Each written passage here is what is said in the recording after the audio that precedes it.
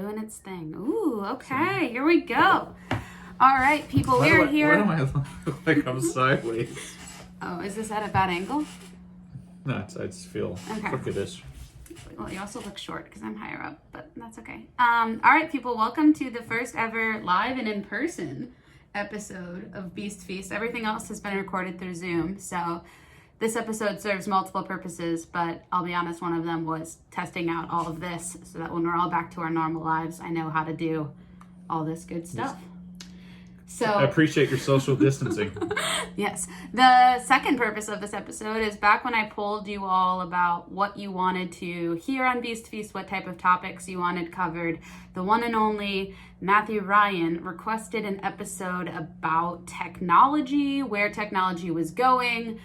Honestly, it was a pretty vague topic suggestion, but I took it and I rolled with it and I got creative. Especially in a time where we are all social distancing and using technology more than ever, probably. I thought it was a very good time to talk a little bit about using technology safely, using technology and different forms of technology in ways that help us rather than harm us. I'm kind of rambling. And my go-to technology expert, guru, you know, all of those words would be my one and only dad, J-Dubs, Jeffrey Wells. You might have seen him lurking around after Beasts before 5:15 p.m. class because he is notoriously early to everything.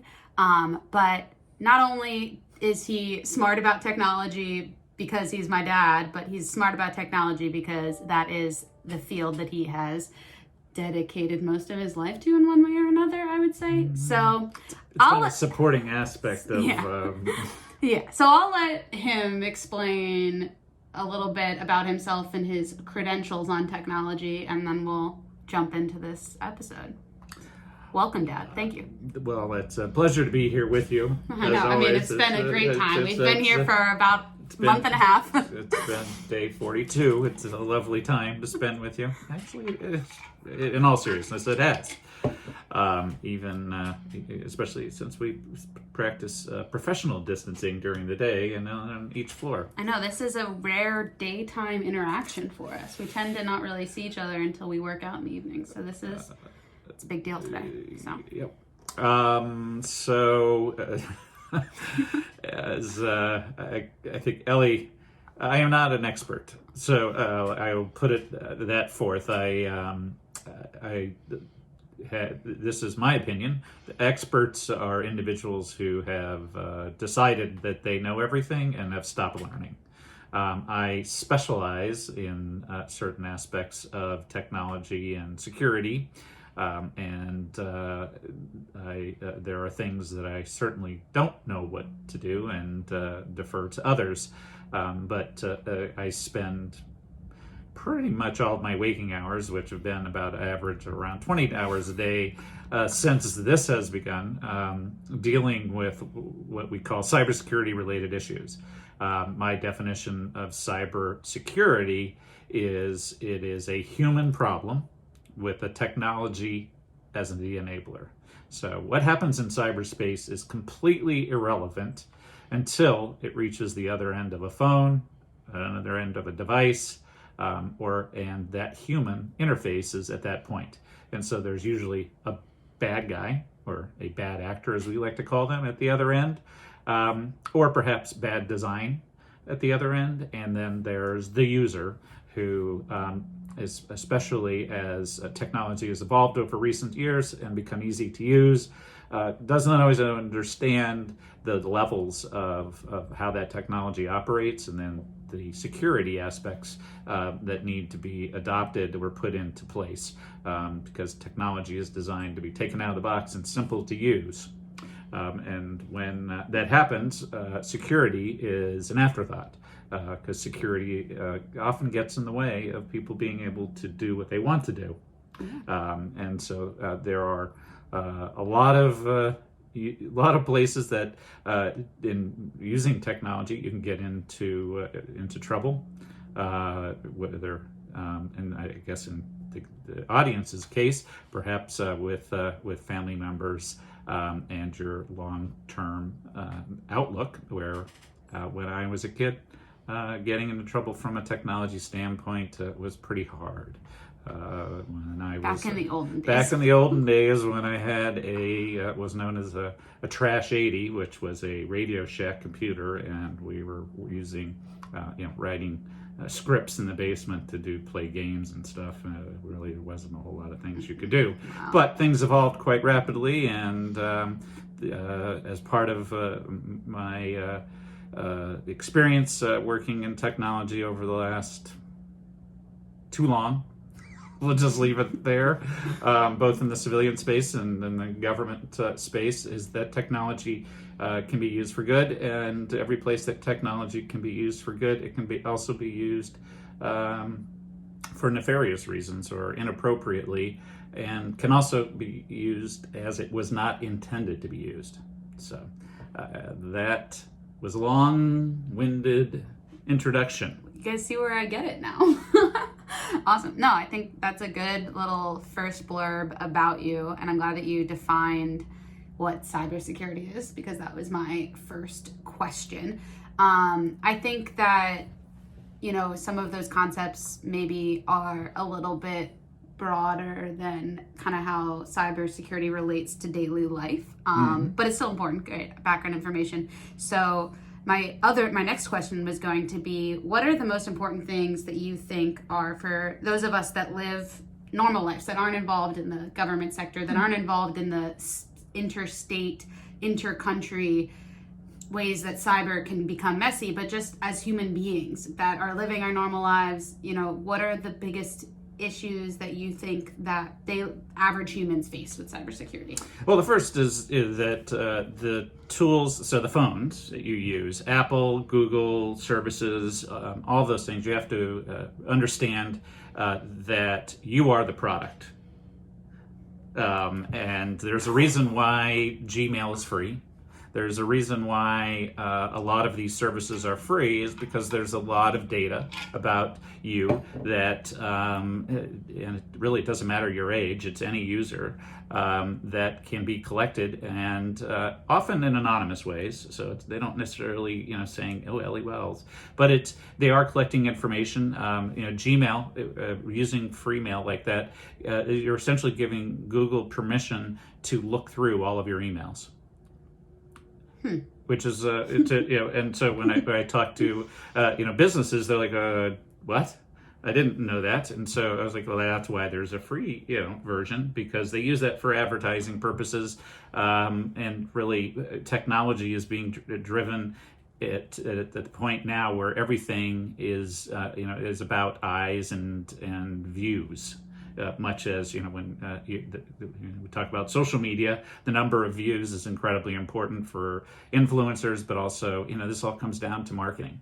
It's how you're going to use that information to sell more products and sell more services, and so selling the data that you're able to collect on. Let's just talk about phones for the moment. Just a simple amount of data that is collected on the phone all the time that is being shared is amazing, and not as surprising to businesses to find out, but much less as individuals.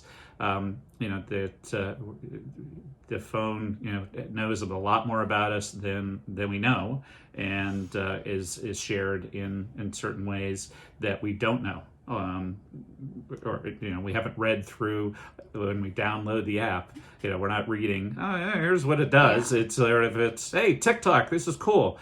We're gonna loop back to TikTok. But or this, these are great apps. It's just sort of understanding what information those apps are collecting on your phone about you, and not just you, it's everybody else that you connect to. So your contacts, phone calls you make.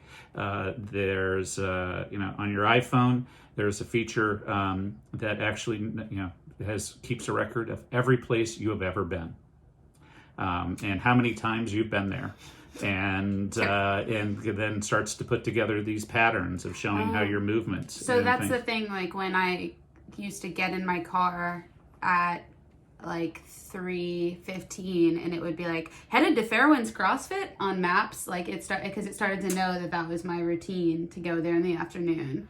That's like you could call that like a positive benefit of it knowing where I'm going, because it's kind of, I mean, it can be helpful, like if I want to check traffic or something, but there's other reasons too why they're tracking data of where you're going. Yeah, sure. It's not to make it out that all the companies are bad. Yeah, there's a reason why they do it, but it's there are benefits. Like otherwise, you probably wouldn't use a lot of the apps. But it is Apple is collecting a lot of that information to make their devices more user friendly and more important to you. So it's saying, time to leave. For your, whatever appointment. So it's looking at your calendar, it's looking at the time. It's also looking and saying, gosh, Ellie frequently does this on a consistent basis. Maybe we should let her know because it's missing. Yeah. But it's also, that there's especially, there's really only two types of operating systems that matter from a phone standpoint. That's Android or iOS. Which is the Apples, and where do like Google phones fall into that? Is that Android? Yeah, I don't even Android. know. I've only really it's anything that's not a Apple phone is using some version of what's called an Android, which is a Google platform. Okay. So there's no such thing as a Windows phone anymore. There's no such thing as a Nokia operating system, which I used to work there. They probably don't even know. Like I was just probably trying don't even know what Nokia is. I was trying to think of like the timeline of like iPhones came out. I remember when I was in like 7th or 8th grade, roughly. Mm-hmm. Like that's when they came out, and I didn't have one until like end of my sophomore year of high school. So we're talking like they came out in what, like 2009, 2010. So it's like a 2008. Okay, so, late middle school for me is when they came out. So that's, 10, 12 years ago? So most of our beasts were, 3 or 4. So they don't remember the days of, Nokia phones, which now I'm, I sound ancient and, I'm trying to be They might see them in movies. But anyway, so there's no more, there was a time not that long ago, relatively, where there was a lot of different people that made phones and different things, but now it really is you have iPhone or Android, and most and people it's about have the iPhones. operating system and the operating system. The interesting thing, I think a key differentiator between Apple and Android is that the Apple or iOS environment is closed, so Apple controls that. What does closed mean? So they have very high standards about what how your application can be included into the store. That those applications, there's a lot of research that's done, or a reasonable amount of research that's done on those applications to know what they do. Mm-hmm. You can only put apps on your Apple phone that are from the Apple Store. So you can't download it from someplace else and install it. I see. There's, you see a lot of things in movies, but in real life, it's Apple. It really is about their ecosystem. Everything inside of whether it's on your Mac computer, your iPads, your iPhones. The whole environment is what's called the Apple ecosystem, and Apple controls all that. So you kind of are just renting the phone, if you will. The operating system, everything that takes place in there, they control. Okay. And which is good and bad, because especially from an Apple perspective, is that the encryption and access, Apple doesn't know any of your passwords. Really? Yeah. They know your Apple ID password, but they don't actually know what it is. They have a way of essentially comparing it, but they don't. They cannot unlock a phone for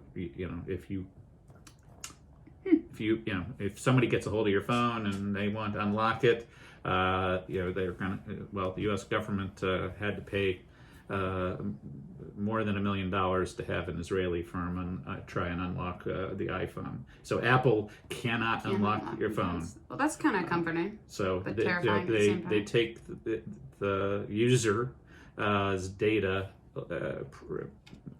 seriously. So there are, they do try to anonymize a lot of what they do. Yeah. At least that's what they say. And research has proven so far they've been very honest about it. But there, is a tremendous amount of tracking that takes place inside the phone, which is, we've probably seen in the news lately a lot of talk about how they plan to use phones to track people's whether folks who have COVID-related issues, to see if they are who they were interacting with, to do it more forensically. Oh, are they're actually doing that or no? There's talk of it, Oh. and there's a lot of privacy concerns, especially the European Union has ridiculously strong privacy laws. California has some very strong privacy laws, and so the American Civil Liberties Union. A lot of people are very concerned about how this data is going to be used, but the phones can do that, and so the technology is there. It's just whether or not to implement it.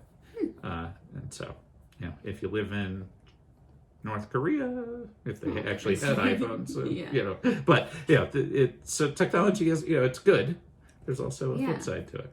I think that's a good takeaway, because I think that sometimes people get really wrapped into all of the scary, the government's watching everything about phones, and can get themselves really freaked out, and but on the flip side too, there's also the tendency to kind of be lackadaisical about technology and be well, it doesn't really matter, not care about the security of it. So I think that you kind of ended up achieving a good balance there in that answer of talking about, there are some serious downsides and ways that things can go wrong, but also some serious benefits, obviously, too. Think about, listeners, one, this podcast wouldn't be happening without technology. Fairwinds as we know it lately on Zoom, wouldn't be happening, if technology hadn't evolved the way it has. And there's a lot of amazing benefits and things too. But go ahead. It's all been designed to, for the user. Yeah. And so there's a reason why. And so, the interesting piece is that, from an innovation standpoint, in mobile devices and in computers, the government started that years ago in ARPA, which is their research programs, when they invented ARPANET, which was the internet, the early stages. But is now as private industry has taken over, and it's about consumer use. And these tools are designed to make work easier, socializing easier, playing easier, but it's and then making money, obviously. And how do they do that? Is if we make this easier, how are we going to monetize that? Or how are we going to make money off of that particular free thing? Is we can look through your emails and they're not reading. There's not somebody who's actually reading every single one of your emails. But it's keyword searches. Everyone doesn't have their own FBI agent assigned to them, watching them. There is so, especially now, there's so much data that's out there that it's the signal to noise, as we like to say, is there's so much noise. What is really in there? And so targeting we're going to target Ellie. No, it's about these mass data sets to say what are what are users in the Maryland region, what are they doing? How are they moving around? What types of services in your email? It's what are some things that you're buying? What are things that you and your friends are communicating against? So we've joked about this in the past, but it's it's suddenly you're looking at through something, and it, the ad comes up, and it's that's interesting. I was just doing a search on that, or I was I was emailing. Got an email from somebody about Rogue Fitness. I got an email because I signed up to their list, and now I'm getting ads that show up in my search. It's because these keywords are found, and the advertisements are being pushed or targeted to you. What I find more alarming is when I'm on Instagram or something, and I have just been talking about something I need, and then I get an ad for it. Like, that's the one where I'm like, I don't want to think too much about this. Like, I said to you something, I don't even know what it was. Like, let's pretend it was like socks. Like, I was like, oh, I need to like get more socks or something. Like, I said it out loud, and like an hour later, I'm like looking at an ad for socks on Instagram, and I was like, that's concerning. Well, it's because it does, whether you have an iPhone or a Samsung, Android, or whatever, you're able to make your daughter disappear or your host disappear.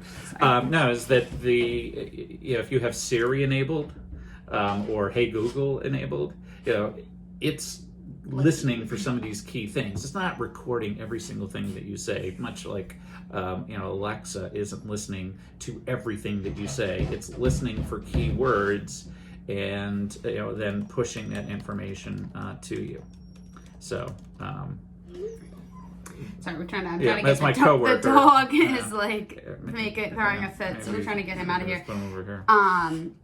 I'll ask my next question, then I'll let him back in. So we're getting into talking about like I think Instagram, like TikTok, Snapchat. Those are kind of the big three. And you guys correct me if I'm wrong. Send me messages if I'm wrong. But those I think are the big three that teenagers and younger millennials like myself are using these days the most. And I think that you obviously over the years have shared like little nuggets of knowledge about social media security and making sure I'm like protecting myself online and not putting too much information out there or putting myself at risk in any way online. So I was going to kind of ask, I couldn't even really, list off, the tips and tricks you've given me over the years, but what would you say are like the best advice that you would give to teenagers and young millennials that are, the active users on those social media platforms about, enjoying those? Not, your advice to me has never been don't participate in social media, except for TikTok. You've been telling me just stay away from that app. But like your advice has never been no, you can't have Instagram, no, you can't have Snapchat. It's always been here's how you can use the apps and be engaged in this part of your culture, because it's a part of culture, and increasingly so for the beasts, even more so than my generation. Like, it's a part of culture. The advice has never been just don't do it to protect yourself. It's here's how you can partake and be a part of it, but keep these things in mind. So what would you say? And I mean, should I pick each app? Should we start at like a specific app? I think it in general is, the first and foremost, and this is, people probably have said this a lot, and you've heard it a lot, is, that whatever you're doing on social media, it's there. Yeah. And there is no deleting. There's no, you say you've deleted your, whatever account, it is not deleted. And that let's say, I have deleted my Instagram account. No, you haven't. You just may have deleted off your phone. You may have deactivated it, but everything you ever put on there has been stored and is not stored in just one location. It's shared in redundant locations, web centers around the world, just in case something happens in one, there's a backup of a backup of a backup. So there's a permanent record, which is terrifying. Which is, the joke, quoting movies you probably have never seen or said, but is this is going on your permanent record. We didn't really have permanent records as much as you guys do now, and so everything that you do digitally, it does go on your permanent record and will be found by somebody at some point. Well, okay, so let's pause there. Similar to how we're talking about, like, no one is sitting there and going through all of our emails, like, similarly. Like, no one is sitting and looking through a database of all of the things that you've ever posted on your Snapchat, or, like, your Snapchat story, or sent as a Snapchat, or posted Instagram story, Instagram DM, whatever. No one's sitting there, like, fielding through those, because there's thousands and hundreds and hundreds of thousands, billions of content and information out there. I think what you're trying to say, in my understanding, so correct me if I'm wrong, is like that information is out there if at some point people need or want to go looking for it for any reason. Like, you've seen it maybe in the news with politicians where images have come out of them in college in blackface or whatever, and or if you later in life want to work in the government or be in the military in any field or be in any kind of high profile position, there are ways to get that content. If you or depending on where you want to get a job, not even in those fields, there are plenty of ways for people to find whatever content they want to find about you. That being said, no one is digging through all of it right now, but it's just, I think it's just keeping in mind, and I know that you guys have probably heard this before with posting, if you, which I don't support, if you're engaging in underage drinking, you definitely don't want to be posting pictures of that. I think you guys all know that, because then colleges can find them, potential job offer, people looking to hire you can find them. That's kind of the one that I think my generation always thinks of, well, obviously you don't post pictures of yourself drinking, because if people want to hire you, they're going to find them. But take that almost a step further now of don't, no one really tweets anymore, but don't put out anything that, just be careful of what you're putting out there. Obviously, people are going to make mistakes, but whatever you put out there at some point could come back to bite you, and at some point something that you've said will come back to bite you. I even also say a personal experience. There was pictures popping up, someone was sharing memory pictures. It's not really that bad, but pictures from high school and different videos and stuff, and it was memories popping up and reposting them, and someone reposted a video, and it's me, I really like rapping, I've sang a lot of rap music, and they reposted this video of 16-year-old me rapping and saying all of the bad words, and I was that didn't age well. I'm not saying it's nothing, it's very clear that I'm singing a Lil Wayne song in 2012 in this high school parking lot, but there was part of me when someone reshared it, I was doesn't age well. And if I could go to my 16-year-old self and say to one of my best friends who posted, maybe don't post it on the internet, maybe that's something funny for us to look at, but we don't post it on the internet, I would probably say that now. So that's a small example, but yeah, I think. But to be fair, as you have to you understand, and I think hopefully listeners and watchers, viewers understand. You're not, and I'd say this to business folks and and everyone I've ever dealt with is, you're not going to have time to think through everything that you do, right? Especially at your age and younger. Is it seems like a good idea at the time, was a good idea at the time. Exactly. At the time, it was funny to post this thing on Instagram of me singing, and now it's not funny. And and the reality is, you're going to live your life, and and you should be having fun in your youth. But that it's important to understand that there is a permanent record, and that there are cases, there are lots of instances where colleges, universities have rescinded their offers. It's part of the job applications now. Really, at just about any level of business, where they want to look at your social media accounts. Governments, when you're traveling. So if you plan on traveling to someplace in Europe, or in Asia, just whatever, usually, or even when you come to the United States, that's one of our questions that we ask people when they come visit. Is what are your social media accounts? Really? Yes, and so to look, and part of it is just to see what are you, or especially are you sharing radical information? Are you somebody we should be worried about? And governments in general, it's a tool that can be used for good and for bad, and governments kind of want to know, and businesses want to know is are you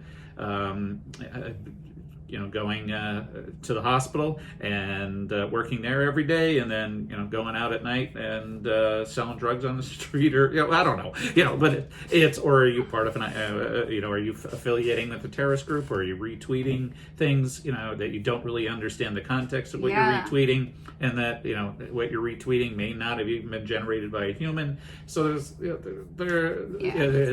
a lot of, and I think especially in recent years, there's a lot of talk about all of the ways that technology is bad. Yeah. Yeah, it's bad, and it's that there are bots, and there's and tweets, and there's influence campaigns, and there's a lot of things can be discerning, and at a macro level, sure, that there are things that should be of concern, but can you control the macro things? No, but it's at the individual level. It's when you're going through, let's just say, Instagram, for instance, and you find something that you like, kind of makes you don't necessarily need to share that you like it. Yeah. I mean, maybe you do, but it sort of is thinking about, do I really need to like this or not? Is it somebody I trust? Is this a picture of Jeffrey Wells, or is this a post that Jeffrey actually created, or is this something that Jeffrey is shared, that it's sort of like it's understanding the source, and so it's trusting your circle, but maybe not sharing information that somebody else has already shared. Okay. Does that make sense? Yeah, it's not quite how Instagram works, so I think that's why I was saying I think you're thinking more like Facebook when people reshare articles. But you can like But I'm sorry, I got the two mixed up. Yeah. But I mean, I guess on Instagram too, like more so people are sharing information. You just can't share links really, like you can on Facebook, but like you can like it. But people, like, I see a lot of like meme accounts that I follow now that are posting different things about coronavirus that are just like factually false things, where it's like I'm not really clear if they were like trying to make a joke or if it was like a real statement. So I think like that's kind of the closest thing to what you're talking about. Yeah, it's sort of it's that as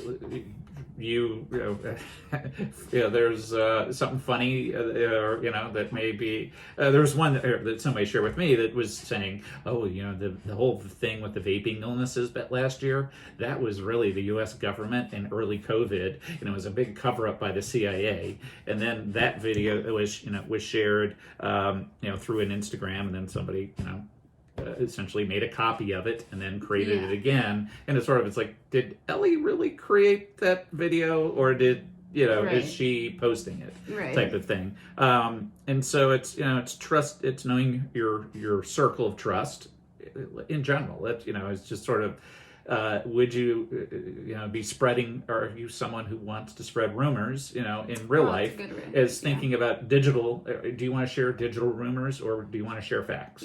Think about it that way. Is that, is it something that you would say to somebody else, and then if they challenge you, is really to prove that it's sort of the digitally, think about is the digital world, think about how that applies in the real world. So it's just, I mean, like in school, in theory, at some point you're learning skills to critically analyze sources that you're looking at and decide if the sources are the most factual and support your arguments, and having evidence to support your arguments is important, and kind of doing the same thing for things you see on the internet of like, obviously there's like the classic joke where it's like, it's on the internet, it must be true. It's like, we all know that like not everything on the internet is true, but I think that as there's increasing amount of content on the internet and increasing use of the internet and these social platforms, especially right now, like when we're all at home, like I had to turn off my like screen time report telling me like how much time I spend on Instagram, because I was like, I don't want to know. It's a lot. It might be double digits every day. Like, I don't want to know. And like, so we're all on it more, but like, so I think it's even more important than ever to just like evaluate what you're looking at and if it's true. Know your source. It's just know the source. And it sort of is, if somebody told you that you should have 6 eggs, raw eggs every day with some orange juice in a blender, that's going to be good for you. Where double check. Where'd you get that information? Extreme example, but those are some things. It's just is applying your real world understanding to what you would be doing in cyberspace, whether it's on those apps to other things. Highlight that statement, because I think you said that to me, and I think that that's like a good key statement of like, and it applies to cybersecurity on the big level of like our nation and state's individual security that like things like that you work on, but also on the person to person level of like thinking of it as you said in the beginning, like as people, thinking of it as you would human interaction. Like, don't think of technology as this separate thing, because it really isn't. Like, we are so much our online identity and presence, which, you know, whatever, for better or for worse. Like, there's part of me that's like, yeah, it's maybe not a great thing, but there also is like it's like there's a point where, yeah, you're being left behind if you're not on board with this. So just hop on the bandwagon. Like, and I think there's a there's a piece of being online, and is that it lets you be an avatar of yourself. Yeah. And that is and it may not be the reality, the real you. Rarely is. It's sort of it's kind of what you may aspire to, but it also could, it could bring out the wonderful, and especially as we've seen in the last the last 2 months, it's become a wonderful way for people to share joy and love and reminders of good things. There's some bad stuff, that misinformation and things that are out there, but for the majority of it, you just see that people have turned to using technology and social media to share positive stories and things about positivity, things about taking good, being healthy and mindful and careful about how you interact with people, but also how you interact and take care of yourself, physically, emotionally, in general. So there's some it's brought out some kind of what back when the internet first got started, when I was part of that, was, we naively thought was like, wow, this is kind of cool. We can reach out to people around the world. What amazing, wonderful, great things are going to happen. And I think that, it unleashed some wonderful and great things. And then there's also, it brought out some of the worst behaviors in people as well. And it's, now there's maybe, we're rebalancing, and I hope that it continues to settle, but that we have, bring it back closer to our real self. Right. Because, I think a lot of the things in general that, would people say that to somebody else? Would somebody, in general, would you say that? And, and when you look at a lot of the inappropriate things, the inappropriate behavior you see on there, and you bring those two humans together, they wouldn't. You're suddenly not so brave, right? Yeah. You're suddenly not so racist. You're suddenly not so terrifying about certain things. And I think that just keeping that in mind, that when you encounter those things that may be upsetting, may not agree with your beliefs, is understanding that on the other end, their intent may be to upset you. Just in general, it may not necessarily be even to share information, maybe to upset you. Just think about what and how it makes you feel, and don't surrender to that feeling. Yeah.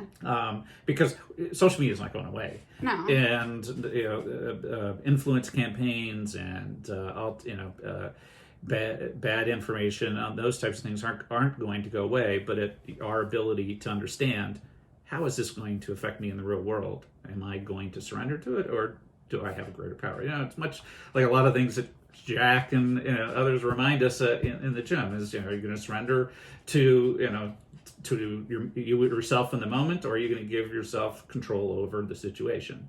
And as we've learned watching some of those CrossFit movies, is I'm not going to give in to what anybody else tells me. I'm going to just keep trying until my body stops. Yeah. It's sort of there's real world applications here that say what happens in cyberspace, as I said at the beginning, it's unimportant until it interacts with us, and it's up to us to decide to either click on it, or not. Which think twice before you click. Think twice before you hit post. Right. Think twice before you retweet. Is just think twice. And I know it's tough, because a lot of, if I thought twice when I was a teenager, my life would have been much different. But we never thought about those things, and the world wasn't as complicated. The world is not a scary place. There are scary aspects of the world, but the world is filled with so much beauty and so many people that are good. All right, don't cry. No, I'm not. But it's just saying is, and so think about that as well. As on the internet, it's probably 1% of what's happening on the internet is bad, but it's getting so much. It's getting so much attention because because it's been shared a million times. People think, there's a million bad people out there. Not necessarily. It was one person, one robot. Yeah. Some of this stuff now is being created by AI. These deep fakes are incredibly funny, but they're also can be used in some scary interesting ways. Yeah. But they're incredibly funny at times. And that was the intent. Right. So initially, it was designed sort of for movies. And things so that people could do stand-ins, but it's now being used, in some ways that are still very funny. In other ways, not so much. Not so much. Yeah. Okay. So the big hard hitting question, because I know we got to wrap up because you have to get back to your real life job here in a few minutes. Yeah. All right. What's the deal with TikTok? So why is TikTok the only app you've ever told me I can't download? So So TikTok is a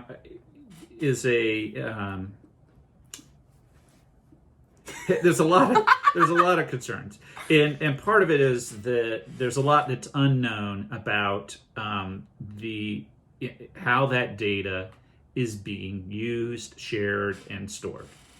And that we can say that about a lot of apps. Yeah, I was going to say, why is it different? But than is others? that is TikTok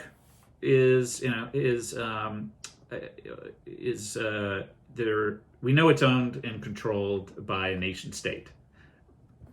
I'm not going to name names here, just for just to be fair. But is that there is a nation state that has control over that particular application. Just take a little Google quick search to figure out what country we're talking about. Is that application? It has access not just to you.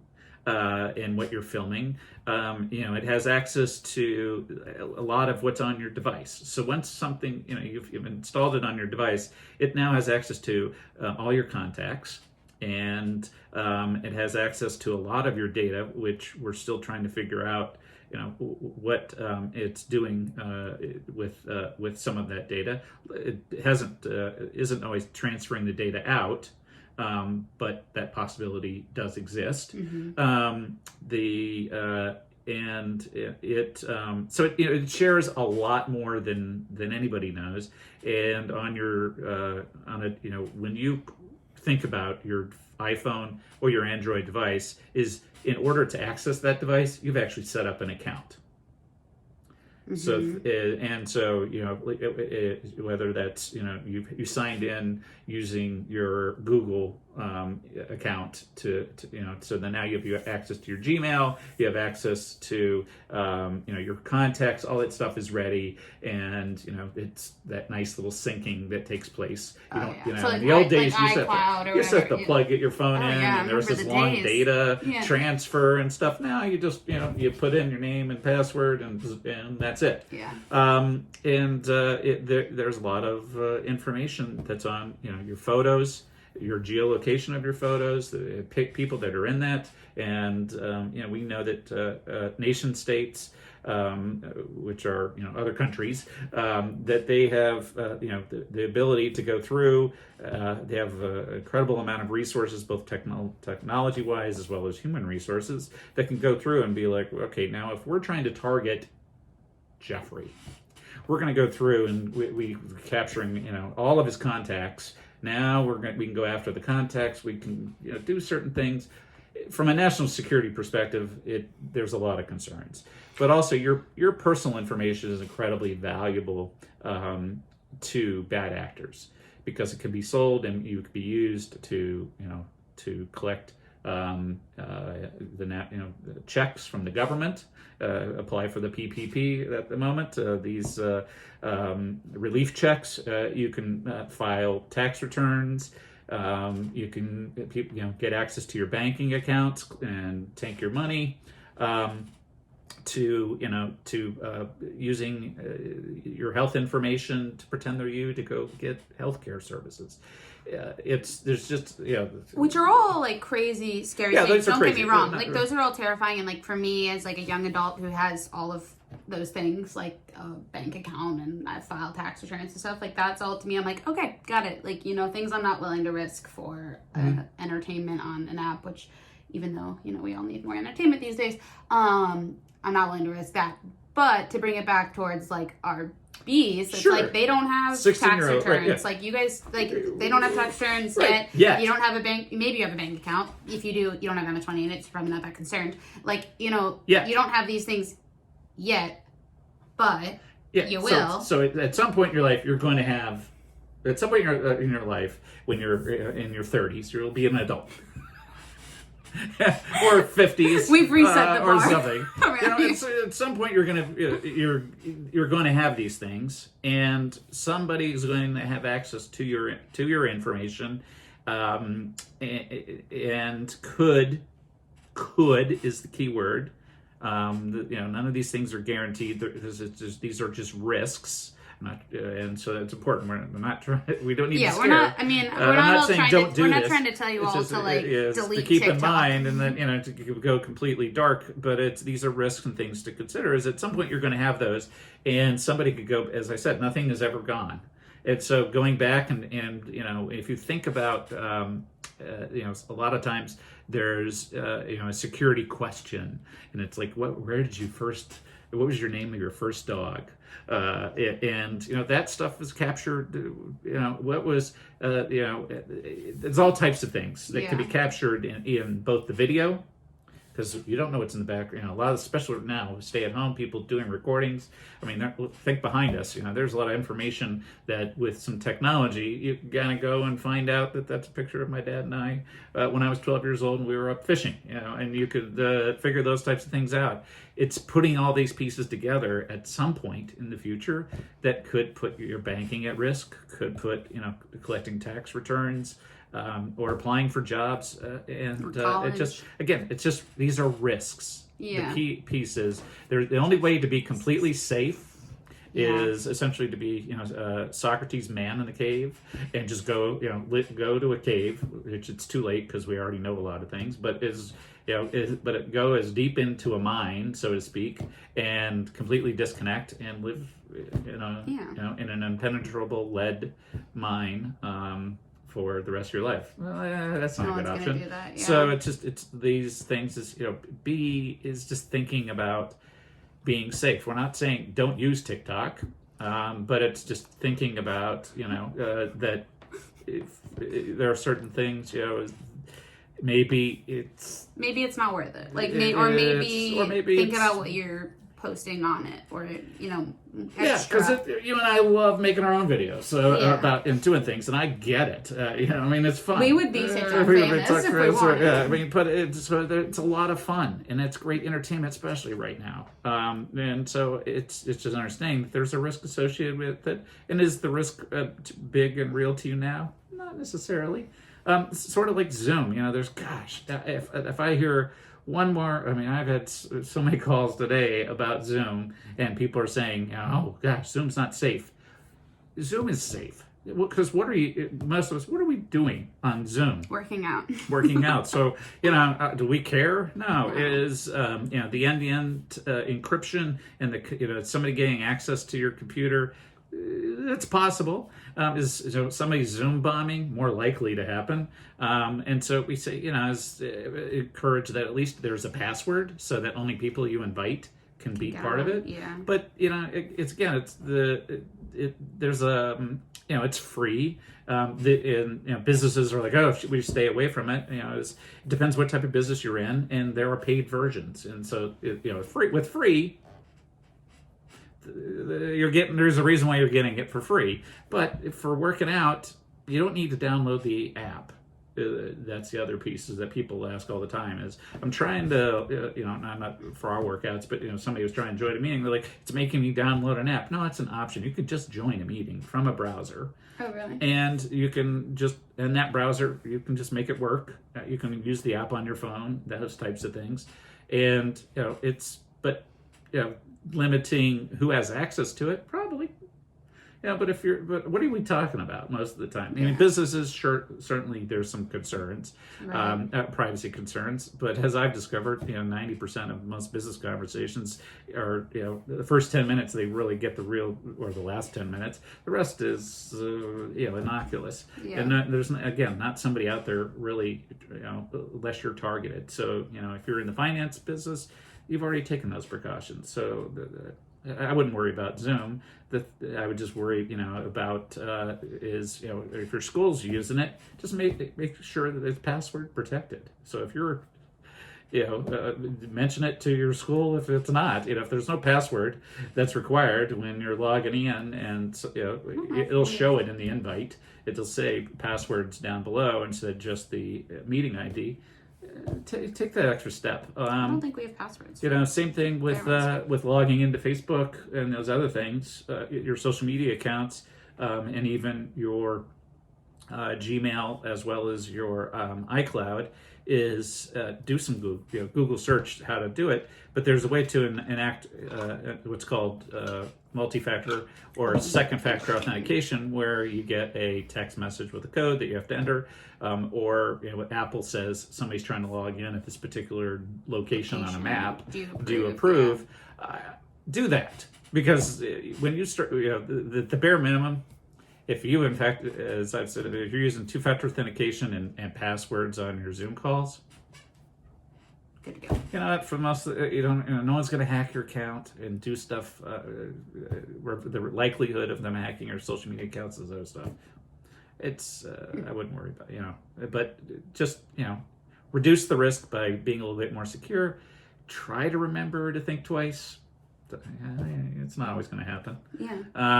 And just I think go back to is, would I behave this way in the real world? And am I going to let this upset me or change the way I live in the real world? If there is some news, some information that is unsettling, go verify it. Go talk to your parents. Go talk to somebody you trust. Ask. Anybody, but verify the source and verify it maybe from a couple of different sources that are trusted.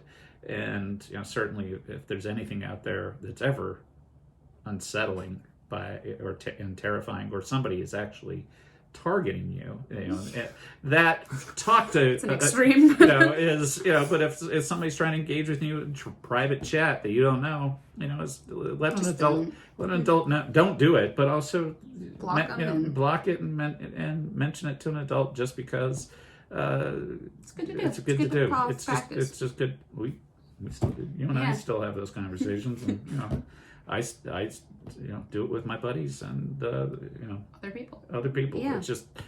It's a way just to reduce risk, because the reality is technology is going to be with us, and as this pandemic has shown, we are adapting. We're going to use it more. It's going to enable us to connect more, and that means more points of data that. We don't know. That we don't know. There's a lot we don't know, and there's a lot to come. And I just remember, there's more good. There is more good. You have any? I mean, that was you kind of wrapped it up there and put in some conclusion thoughts. But do you have any final words of wisdom, or like a good joke or good fun fact or anything you want to say to send us off here? Or you want to talk about how amazing I am and how much of a pleasure it was to be here today. Well, I would like to thank you for the opportunity to be here today. I want to thank my publicist and the team that supports me. It's been a pleasure living with you for the last 42 days and the previous 23 years. I'm 24. I know, but There was a period Okay. when you were out of the house. Yeah, okay. No, And it's. if we're doing that, then we have a whole mathematical But equation it's of yeah. how much. I think go back and it was. It's often things that I picture in my head as we're doing that apply that I've learned through CrossFit. Okay. That I was apply like, where are you to going? to the real world, and especially I know two versions of CrossFit. Mm-hmm. Battlefield CrossFit, which was crazy, and then there's Fairwinds, and the Fairwinds has been there's things that I just I can hear Jack saying, I can hear Eric saying, and hear you say, and then things I picture in my mind that is up on the wall, which is courageous is the one that obviously comes to mind, but in consistency. As another one that comes to mind, and just being consistent in your behavior in the real world as well as online. Oh, look at you tying it together. I like that. That was good. So, all right, we've done it. We've solved the internet. We've solved cybersecurity. We've reached the end of the internet. We've solved it. We've made sure that there would never be any technological problems or cyber problems that these teens ever faced, and they're going to have perfect cyber and digital hygiene for the rest of their lives. It's going to be great. It's good. Now I can go on to working on other issues. Other yeah, issues. I know. We got to get back to, teaching other old people how to... As I said, if you guys don't have problems on the internet, then it gives me more time to work on other problems. Yeah. That's the goal. Because I'm never retiring. No. Now that I've been doing CrossFit, I don't have to worry about that. All right. Thank you. Again, this was fun. Thank you. All right. See ya. See you on the box. Or off the creek,